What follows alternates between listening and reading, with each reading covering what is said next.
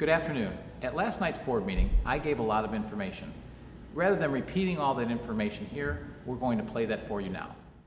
So I'll just speak first so I can give everyone the background of, since I'm the one that declared an emergency yesterday and installed a curfew from 9 p.m. to 5 a.m. I think you deserve to know my rationale for doing this and declaring an emergency and doing that. Exercising the mayor's emergency powers, it's not a decision I take lightly.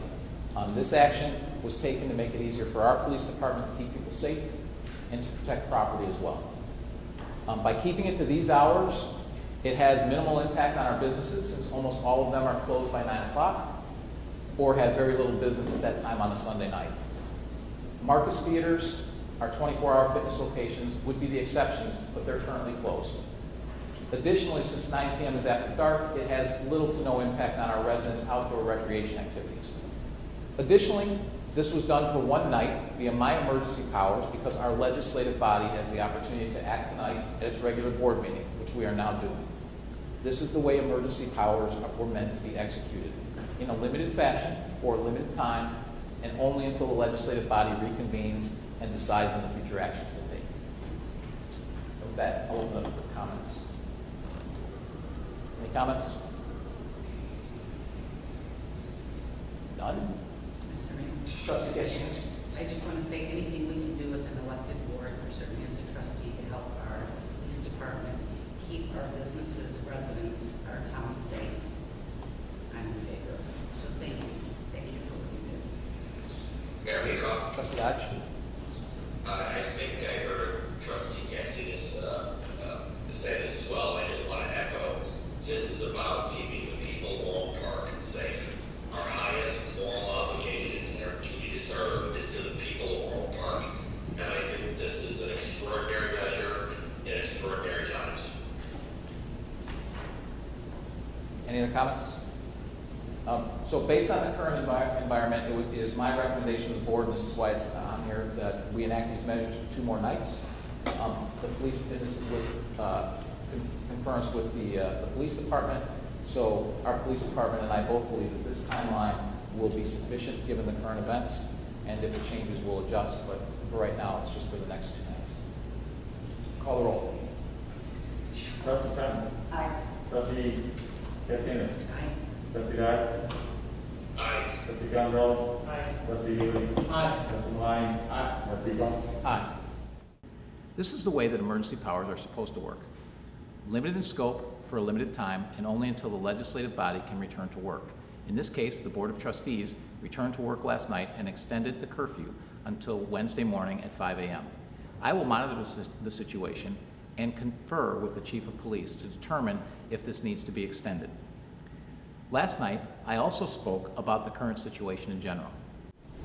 And I want to talk briefly about the current situation where we have observed riots, looting, acts of violence, and vandalism being perpetrated throughout the country. Unfortunately, this is not entirely unpredictable.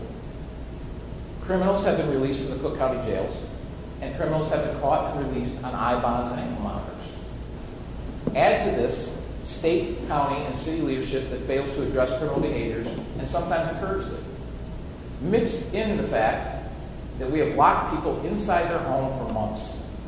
Many people, particularly those who struggle economically or socially, have lost their jobs, have had difficulty receiving unemployment, and are struggling to care for their families, and have watched COVID-19 ravage their communities. They are rightfully frustrated. It's completely understandable.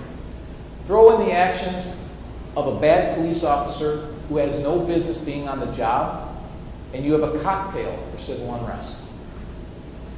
Well, all of this, when you think of all of this, it makes you understand how these acts came to pass, but it does not excuse lawless behavior. Here in Orland Park, this behavior will not be tolerated, regardless of the underlying reasons. The planning and efforts of our police department and other departments have prevented many incidents. I agree with the chief that a strong presence has been critical to minimizing the problems experienced here in Orland Park. Many pundits and politicians have said the system is broken. Unfortunately, however, they keep blaming the system. The system breaks because of a lack of leadership. Leadership is what matters.